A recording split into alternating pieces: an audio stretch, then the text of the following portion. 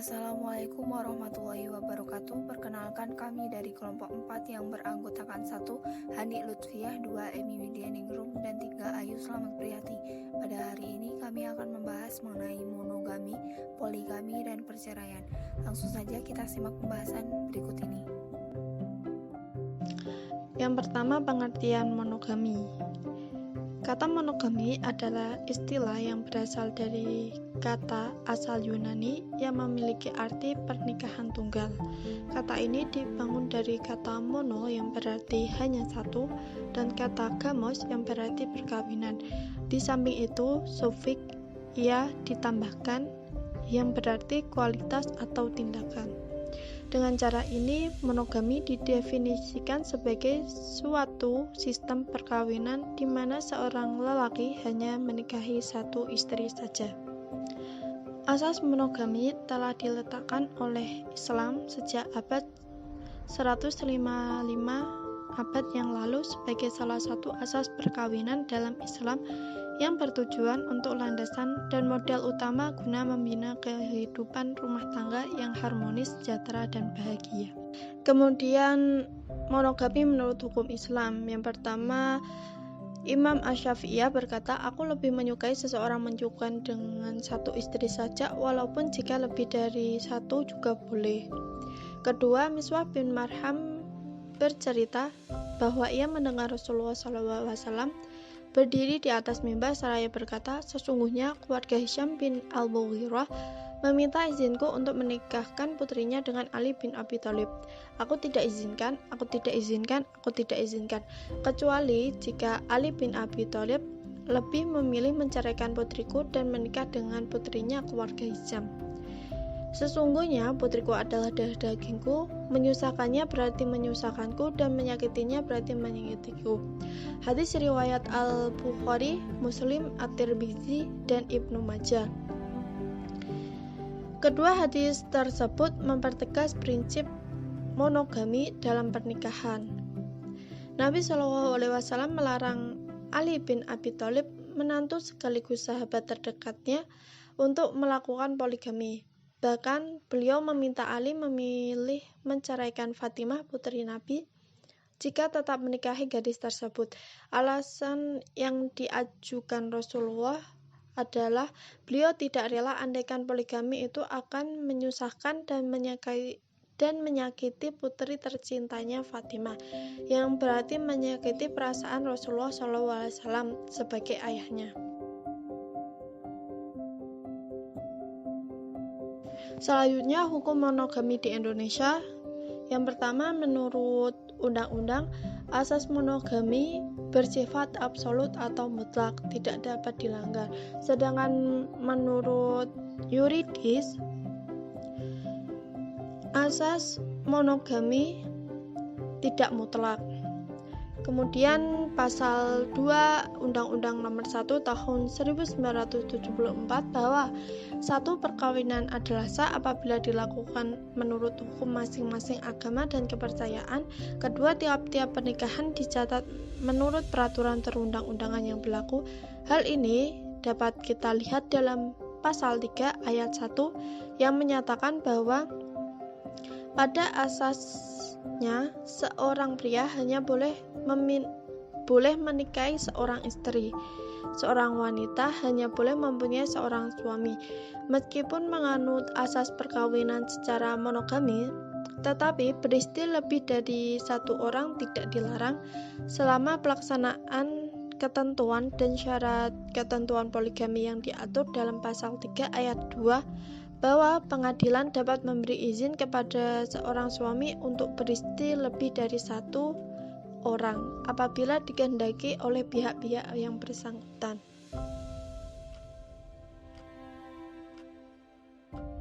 Yang kedua, mengenai poligami. Poligami adalah fenomena kehidupan yang terjadi di sekitar kita. Istilah poligami sering terdengar, namun tidak banyak masyarakat yang dapat menerima keadaan ini. Kata poligami sendiri berasal dari bahasa Yunani, polygame, yaitu poli berarti banyak dan gami berarti laki-laki. Jadi arti dari poligami adalah laki-laki yang beristri lebih dari satu orang wanita dalam satu ikatan perkawinan. Dalam bahasa Arab, poligami disebut ta'didu zaujat atau berbilangan pasangan, sedangkan dalam bahasa Indonesia, poligami disebut dengan permaduan. Poligami termasuk persoalan yang masih kontroversi, mengundang berbagai persepsi pro dan kontra. Golongan anti-poligami melontarkan sejumlah tudingan yang mendiskreditkan dan mengidentikan poligami dengan sesuatu yang negatif. Sedangkan mereka yang pro-poligami menganggapi bahwa poligami merupakan bentuk perkawinan yang sah dan telah dipraktekkan berabad-abad yang lalu oleh semua bangsa di dunia. Yang selanjutnya mengenai dasar hukum poligami. Menurut ajaran Islam, perkawinan poligami diperbolehkan atas dasar Quran Surat An-Nisa ayat 3, yang artinya, dan jika kamu takut tidak akan dapat berlaku adil terhadap hak-hak perempuan yang yatim, bila mana kamu mengawininya, maka kawinilah wanita-wanita lain yang kamu senangi, 2, 3, atau 4. Kemudian jika kamu takut tidak akan dapat berlaku adil, maka kawinilah seorang saja, atau budak-budak yang kamu miliki. Yang demikian itu adalah lebih dekat kepada tidak berbuat aniaya. Tafsiran ayat tersebut menjelaskan adanya kebolehan berpoligami sampai batasan 4 orang istri. Selanjutnya, ayat tersebut memberikan ketentuan bahwa kebolehan tersebut berlaku dengan syarat, yakni berlaku adil kepada mereka. Maksudnya, berlaku adil ialah perlakuan yang adil dalam meladeni istri seperti pakaian, tempat, giliran, dan lain-lain yang bersifat lahiriah. Islam memperbolehkan poligami dengan syarat-syarat tertentu. Namun faktanya seorang suami akan merasa kesulitan untuk berlaku adil terhadap para istrinya. Hal ini sebagai disinyalir dalam Al-Quran Surat An-Nisa ayat 129 yang artinya, dan kamu sekali-kali tidak akan dapat berlaku adil di antara istri-istrimu. Walaupun kamu sangat ingin berbuat demikian, karena itu janganlah kamu terlalu cenderung kepada yang kamu cintai, sehingga kamu biarkan yang lain terkatung-katung. Dan jika kamu mengadakan perbaikan dan memelihara diri dari kecurangan, maka sesungguhnya Allah Maha Pengampun lagi Maha Penyayang. Yang selanjutnya mengenai hukum poligami menurut para ulama.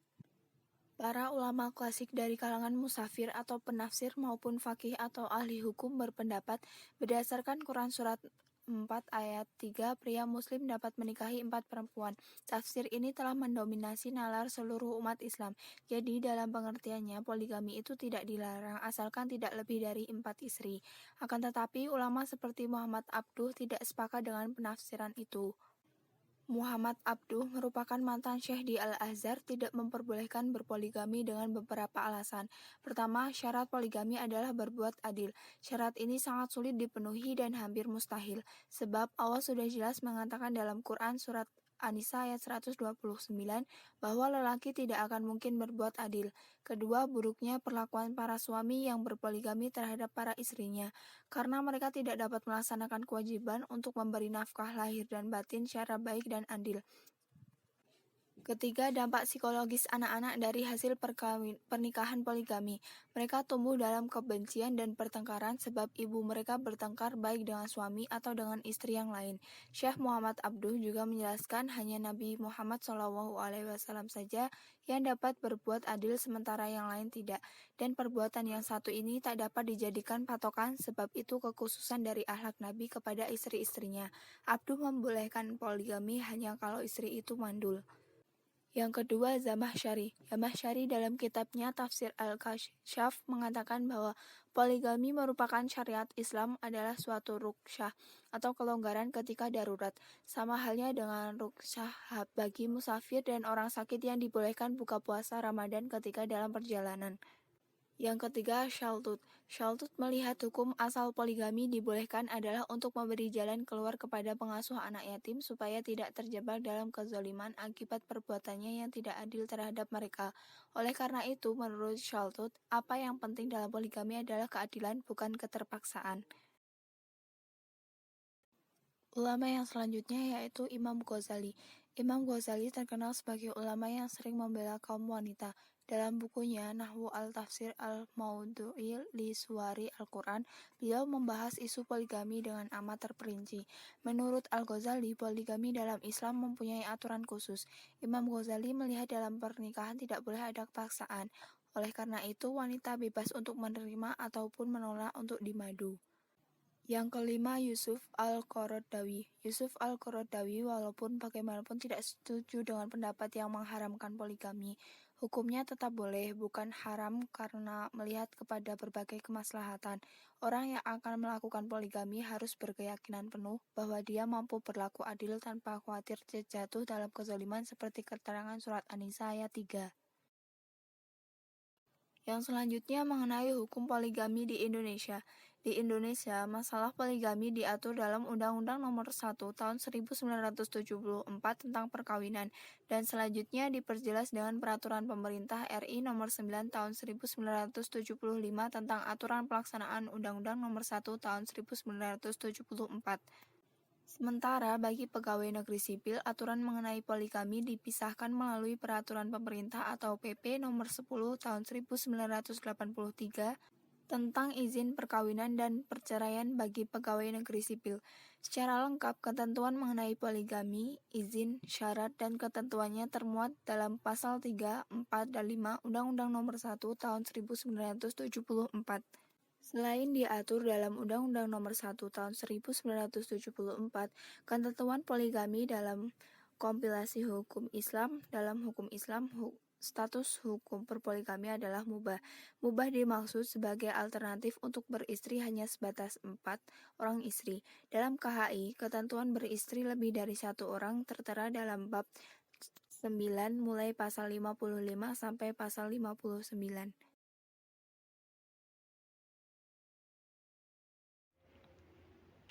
Kemudian yang ketiga, saya akan menjelaskan pengertian dari perceraian atau talak. Talak secara bahasa berasal dari bahasa Arab yang diambil dari kata talako yatliku talakon yang berarti melepaskan, memutuskan, atau meninggalkan. Kemudian talak secara istilah adalah memutuskan atau melepaskan ikatan pernikahan antara suami istri yang sah menurut syariat agama dan atas kehendak sang suami. Sebenarnya, talak merupakan hak suami, artinya istri tidak bisa melepaskan diri dari pernikahan kalau tidak dijatuhkan talak oleh sang suami. Meski begitu, suami tidak boleh menggunakan kata talak dengan sembarangan, karena ucapan talak tidak bisa dianggap main-main, apalagi hanya karena amarah sementara dan atau hanya menuruti hawa nafsu semata.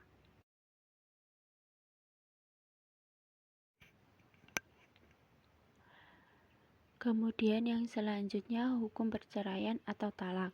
Menurut syariat Islam, hukum perceraian atau talak ada 5, yaitu yang pertama wajib. Talak menjadi wajib apabila pasangan suami istri tidak bisa lagi berdamai dan tidak punya jalan keluar selain bercerai untuk menyelesaikan masalahnya. Selain itu, ketika sang suami melakukan perbuatan keji dan tidak mau bertaubat. Dan talak menjadi wajib apabila salah satu pasangan suami istri tersebut murtad atau keluar dari agama Islam, maka talak menjadi wajib. Kemudian yang kedua haram, apabila talak yang dijatuhkan suami tidak sesuai dengan syariat Islam. Misalnya, suami menjatuhkan talak kepada istri ketika istri sedang haid atau nifas, serta menjatuhkan talak kepada istri setelah melakukan hubungan badan tanpa diketahui istri hamil atau tidak. Yang ketiga, talak menjadi sunnah, ialah ketika seorang suami tidak mampu menanggung kebutuhan istrinya.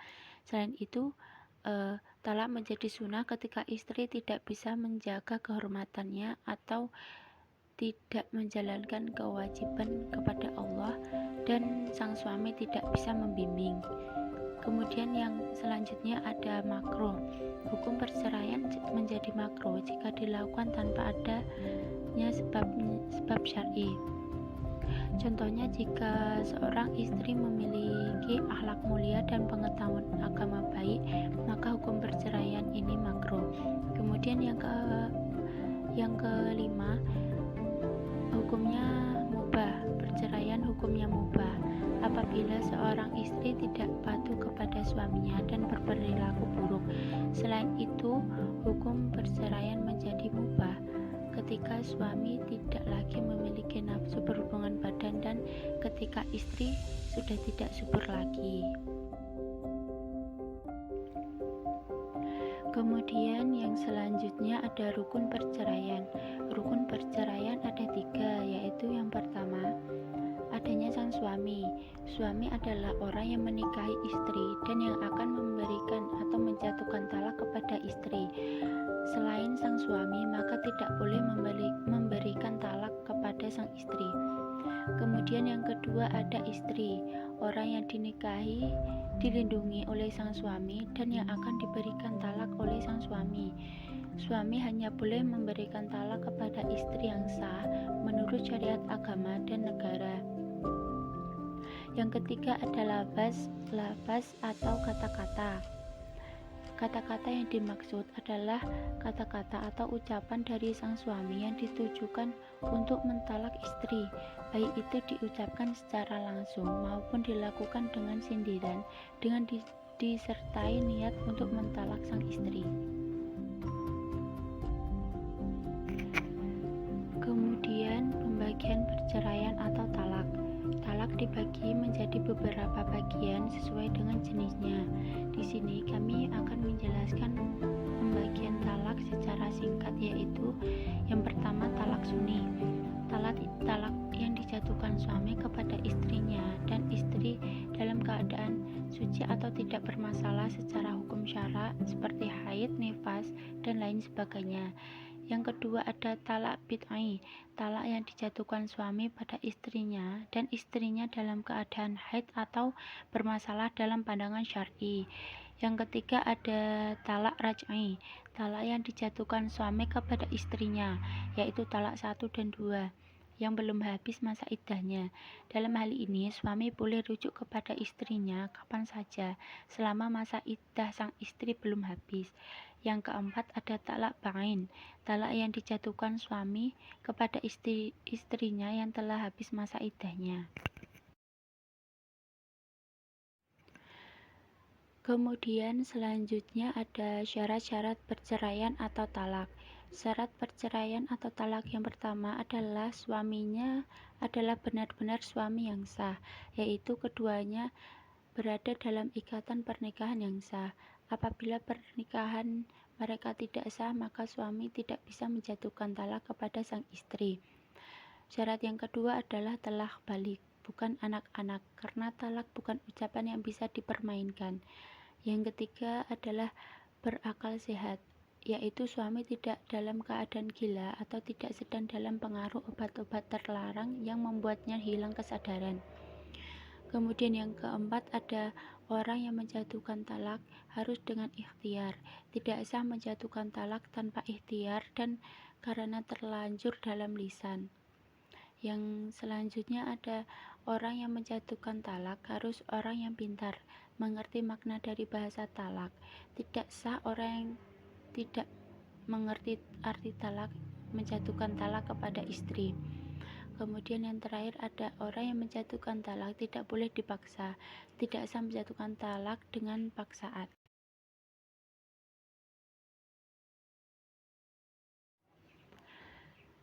Kemudian yang selanjutnya ada aturan dalam perceraian atau talak. Yang pertama yaitu cerai atau talak dengan cara yang baik, yaitu dengan membicarakannya dengan lemah lembut kepada istri pada saat menceraikannya. Jangan menjatuhkan talak atau cerai ketika amarah memuncak untuk menghindari penyesalan. Kemudian yang kedua yaitu mempunyai saksi talak. Ketika suami menjatuhkan talak kepada istri, hendaknya suami membawa keluarganya atau pengadilan atau orang lain untuk menjadi saksi talaknya. Kemudian yang ketiga yaitu memberikan sesuatu kepada istri saat bercerai sesuai dengan kemampuan seperti beras, perhiasan, uang, dan lain sebagainya. Kemudian yang keempat yaitu berprasangka baik kepada wanita yang telah ditalak dan mengajukan lamaran kepadanya.